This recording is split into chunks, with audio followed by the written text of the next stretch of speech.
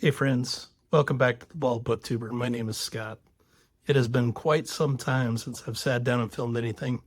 2025 was a unique and in many ways challenging year, but I'm looking for bigger and better things in 2026. So let's talk through what my plans are for reading and for the channel beginning on January 1st. You may or may not be aware, I don't know that I've talked too much about it on the channel, but I do have a degree in philosophy. So one of the things that I'm doing is sort of a project in the new year is going to be reading some of the Greek classic greats. What I want to start with is Plato's Republic. And my feeling on the philosophy stuff is that I'm going to mix it in among my other reads. So I'm going to be doing most of my normal sci-fi fantasy stuff, but probably for 20, 30 minutes a day, I'm just going to be going through some of these different dialogues, chapters, etc. in some of this philosophy stuff. I may or may not talk about it on the channel. Kind of depends on if there's an appetite for it. But mostly it's for me and to reacquaint myself with a subject that I love and that I've sort of lost along the way. So I'll start with Plato. I'm likely going to be doing some dialogues alongside Republic. I may even do the laws. I don't have those in physical copy, but I do have all that on Kindle. So good chance I'll get to some of that. After Plato, the big one, these are Aristotle's collected works. So at the very least, I want to go through the Nicomachean Ethics and Metaphysics. If I get to some of the other stuff, that's great. If not, that's okay too. Again, I'm doing this mostly for me. So those are the big ones I'm going to do philosophy-wise. If I get to it, I may or may not. If I get to it, I may read some Descartes, Rene Descartes. I think, therefore, I am. I remember that being something I really enjoyed reading when I was in college. So, but Plato and Aristotle will be the big ones that I will be focused on from a philosophy perspective. And again, if there are people that want me to talk about what I'm reading there, I'm happy to do that. If people are not interested at all, that's very understandable, and I'll talk about other stuff. The other sort of big project that I want to work on in the new year that is not fantasy or sci-fi related, although it is adjacent, I guess you would say, I want to get back to the Homeric classics. I've never read fully the Iliad and the Odyssey, so it's always been something I've wanted to do. In fact, I want to do it so much that I have not one,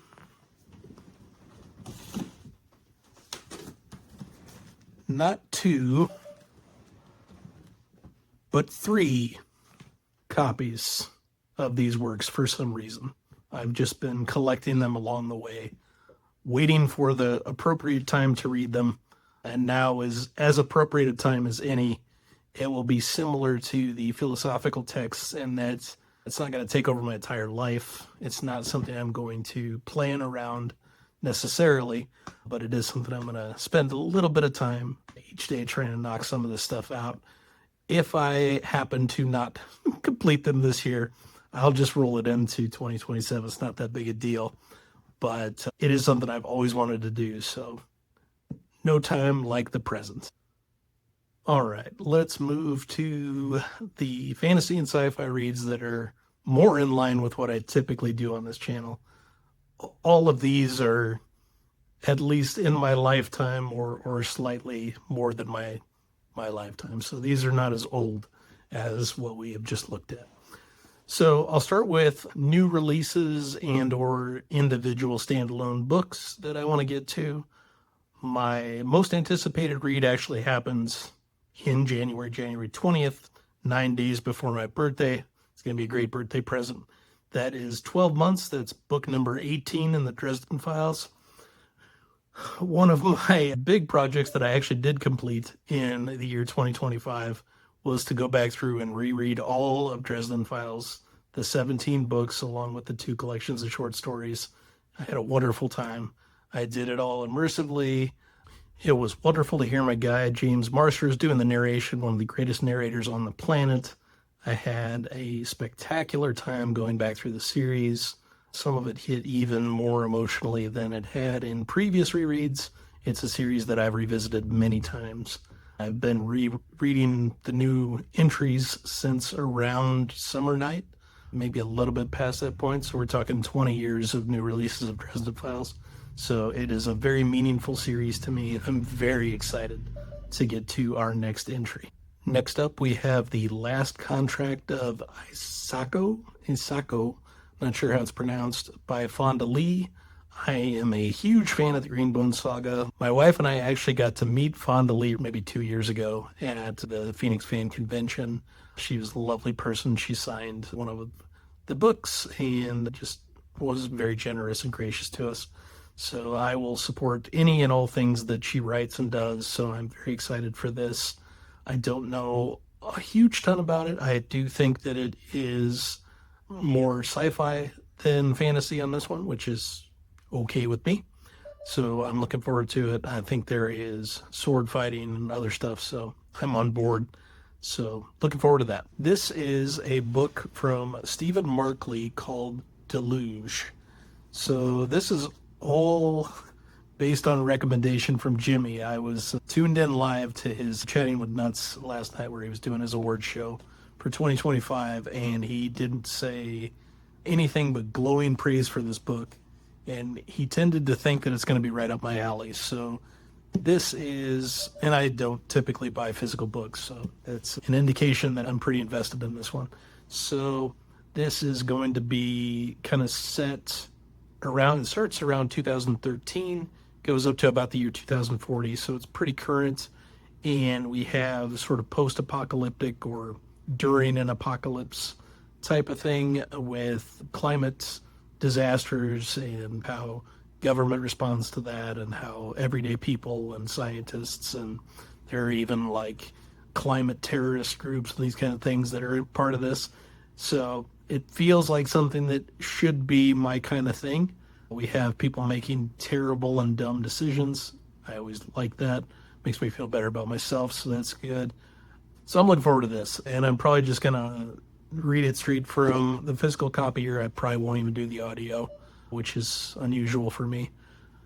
So I don't know when that's going to happen, but I'm looking forward to it. It definitely sounds like something that is going to be pretty interesting. Stephen King himself got an advanced reader copy, and he actually says about the book, this is a lot scarier than The Stand because this is more based in reality. So I'm paraphrasing. Next up, I'm going to get back to some guy, Gavriel Kay. It's an author that I've wanted to get to for a long time.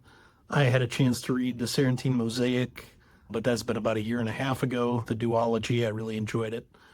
But I need to read more of his stuff. That's really what it boils down to. He needs to become my second favorite thing from Canada after the band Rush. So everyone speaks about his wonderful prose, speaks about his great world building. He does a lot of stuff based on the Byzantine Empire and stuff that I don't know a ton about, so it's all going to be pretty cool. But I'm going to be doing his first 3 released standalone books. So I'll be reading Tigana and A Song for Arbonne and The Lions of Al-Rasan. So those are the 3 that I figure I'll start with. They also tend to be universally loved by K fans, so that's where my GGK journey is going to take me to next. So that'll get me up to 5 books from him, and if I am really enjoying myself, good chance I'll continue those either in 2026 or into the new year in 2027. Everything else is going to be series reads. So to start the year, for sure, I want to get back into Hyperion. That's how I finished this year. I read the first book, Hyperion. Great book. Sci-fi at some of its best. For me, the Poet's Story was definitely the best of the bunch.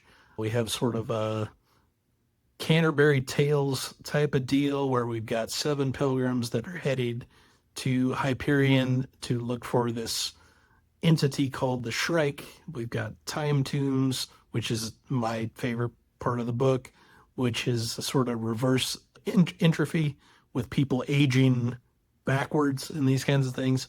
So after the Poet's Story, definitely the Scholar's Story was my next favorite, but great book overall. I am very anxious and interested to see how the remaining books in the series will go for me. I've heard a lot of mixed reviews on the remaining 3 volumes. We have The Fall of Hyperion, Endymion, and the rise of Endymion. And depending on who you talk to, these are either a huge step down from the start, or they take the series in really unique and interesting directions and are a lot more space opera and these types of things that seem like they would be my cup of tea. So I'm looking forward to seeing how they land for me. I'm committed to seeing the series through one way or the other. So my hope is that they will be good. But if they're not, at least I will know. Sticking with Dan Simmons and sort of a callback to the Iliad and the Odyssey from earlier, Simmons has a duology that is something that Christopher Rocchio really likes. And since I love his series so much, I always try to check out some of the stuff that he recommends. And this duology is called Ilium and Olympos. And from my understanding, it's supposed to be sort of a retelling of the Iliad, but more space opera, and there's robots and there's other sci-fi elements. So I know nothing beyond the fact that probably there's going to be tons of Easter eggs and stuff like that that'll fly right by me, but I'm okay with that. This is a series that I have owned forever and just have never gotten to. So since I'm doing the Hyperion Cantos anyway, I might as well do this one too. So I'll do that duology afterwards. And the last couple of series from a sci-fi perspective that I'll be reading are going to round out the Gene Wolfe solar cycle. So a couple of years ago, again, Christopher Rocchio was gracious enough to come on my channel 4 times to discuss the various books of the Book of the New Sun, which is the start of Wolfe's solar cycle. So Rocchio helped me kind of decode and to some level understand what was going on. So now I've, for a while, wanted to get back to the other 2 kind of sub-series within the solar cycle, and that's the Book of the Long Sun, which is a quartet, and the Book of the Short Sun, which is a trilogy. And I am 100% sure I'm going to be confused and not understand much of anything that's going on. But I love Wolfe's writing so much that I'm going to power through and make sure that I can enjoy it to the extent that I'm able to. This is something I've wanted to do for a while anyway. I'm sort of making 2026 the theme being do hard things, especially when it comes to reading. So I've got some stuff on my plans here that I've just been putting off for far too long. I need to get these things done. But if anyone is looking for a difficult buddy read, hit me up. I'm happy to read with someone else. I could use some hand-holding on these. I'll also in January be starting up the Rift War saga. So this was not really on my radar at all. It's really a trilogy, but it was released in the US as a quartet. So Rift War as an entire series spans like 30 books, but we'll be focused on these first few. This is Raymond E. Feist, an author that I've known of for a long time, but I've never read. These are from the 90s, so they're from my childhood as well. These came on my radar because Mike from Mike's Book Reviews and John from Talking Story and Philip from The Best of Fantasy and Brian from BellTube, they do their Illuminati reads once a quarter, and this is what they're focused on to start the year. So I thought it'd be a good time to hop on board. I won't be part of any of this discussions or anything, but I am wanting to read alongside them so I can see what they have to say about the books. I am hoping they will land for me. This is going to be portal fantasy, where we have people stepping into other realms, and we've got chaos and wars across worlds and this kind of stuff. I hear good things, so I'm willing to certainly see it through and give it a shot. I told Mike I'm on board for at least Magician, which is split up in the US between Magician Apprentice, which we'll read in January, and Magician Master, which we'll read in February. Assuming I like them, and I hope that I do, I will continue on with books 3 and 4 into March and April. If I really like it, eventually I do want to read this follow-up series that he co-wrote with Jenny Wirtz, The Daughter of the Empire. That trilogy I hear universally good things about. So I'm hoping it works well for me, and we'll see how it goes. Next up, and this could start as early as January, but I'm sort of waiting to hear when people want to do this. My friend Madison over at Madison Goodyear talked about her 2026 reading plans, and one of the series that she mentioned that I, of course, told her I want to read with her, I think our friend Brent is going to read along too, is Shadow March from Tad Williams. I've had pretty good success with Tad Williams, although limited. I very much enjoyed The Dragonbone Chair, maybe one of my favorite fantasy books ever, potentially. Book one of Memory, Sorrow, and Thorn. The second entry, The Stone of Farewell, I was less receptive to. I still enjoyed it, but it was a bit of a letdown for me personally after book one. And then I never did go back to Green Angel Tower for book three. So I've read two Tad Williams books, one of my favorites ever, one a good book.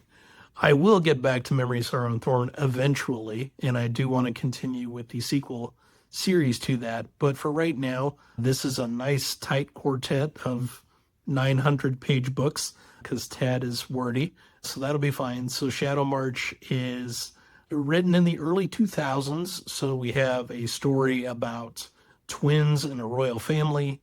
I know very little about it beyond that. Madison and I haven't read anything together for a long time, so looking forward to this quite a bit and just waiting to hear the details. Next up, and again, this is sort of a continuation type of thing. So earlier this month, I read Kagan the Damned, which is a book that I recommend only to people that are into super grimdark stuff like me. So be very, very aware and be very careful for any of the trigger warnings. Ultra violence, ultra dark. It goes some vile places. So not the type of thing I universally recommend, but enjoyed the book quite a bit. I love the character Kagan Vale. So that is the first book of a trilogy. So I will be reading books 2 and 3, The Son of the Poison Rose, and I believe the Winter's Dragon and Winter, something. I don't remember what the third book is called. Anyway, I'll be reading those two books at some point during the year to close out that trilogy. If they are even remotely as good as book one, I'll have a fantastic time. This is another one where my friend Brent said that the trilogy is masterful, said it's very, very good. Mike, if you happen to be watching this, I know you like the first book. Please let me know if you are interested in buddy reading books 2 and or 3 together. Also, John over at Talking Story, same deal. Open invitation for anyone, obviously, but I know the two of you are caught up to the point that I am. So please let me know if that's something you would like to do. The next new fantasy series is also a new author to me, so I will be doing the Tyrant Philosophers series by Adrian Tchaikovsky. So this dude has like 12 billion books out and puts out a dozen new ones a year. It's hard to know where to start with him. He writes in both sci-fi and fantasy. Everybody seems to love his stuff. I've read none of it so far, but this seemed like the one for me to start with because it's the year of being philosophical. So we have so far 3 books and a novella out. In February, the 4th book is getting published. So feels like as good a time as any to hop on. I won't be reading it on release day because I won't be caught up. But probably this will be middle of the year sometime. I'll be tackling this series. I don't also know if book 4 is the last book in the series or not. So I try to go on these things relatively blind, obviously. I don't want to be spoiled. I don't know if anyone has read these or not. I think the only person that potentially may have is Alan from the Library of Alexandria. It's possible he has read these and maybe even talked about it. I don't know. But I don't know anybody else who has. So I'm looking forward to this. If anybody is interested in hopping along, please let me know. All right. Next up, Dagger and a Coin series from Daniel Abraham, who I always say is the only person on earth that can finish George's A Song of Ice and Fire besides George himself. But that's unrelated to this. I have read the first 3 in the series when they were new, and for whatever reason, never got back to books 4 and 5. And it's been enough time since that happened that I decided I'm going to reread books 1 through 3. These are going to be really the only rereads I do this year. I went a little crazy on rereading last couple of years. So I really want new stuff as much as possible, or at least stuff that I haven't visited for a long time. But these 3 books, at least, I will be revisiting for the Dagger and the Coin series. This is sort of financial fantasy, which doesn't feel like it would work very well. But we have the Dagger part of the series, which is kind of the sword and a little bit sorcery, not too much, and the coin, which is the financial aspect. What put it back on my radar again was Alan, who talked about doing it as a read along. I know it's one of his favorite series. So I don't know if I will 100% match up and align in when we're reading it, but he got me thinking about it again and wanting to reread what I've read and read the 2 new ones. Well, they're not new anymore, but new to me. All right, we've got 2 more series to go. The first of which is Elric of Melnibone. So this is Michael Moorcock. I've read a little bit of the first, I guess, volume. There are kind of 3 bound volumes of sort of shorter, I think they're novellas or short stories. I read a little bit of this last year and enjoyed what I read, but never got back to it for whatever reason. I'm excited to read it for a couple reasons. One, again, Madison mentioned this is something she wants to read this year. And 2, one of my favorite narrators does the books. So we have Samuel Rukin, who does the entire Sun Eater saga here in the U.S., and he's masterful. He's one of the best narrators ever, full stop. These are relatively short to get through, and they could be good as much as you can palate cleanse with fantasy books. Palate cleansers for some of the heavier stuff that I'll be reading. I'm really interested in this world, and I especially like the character of Elric of Melnibone.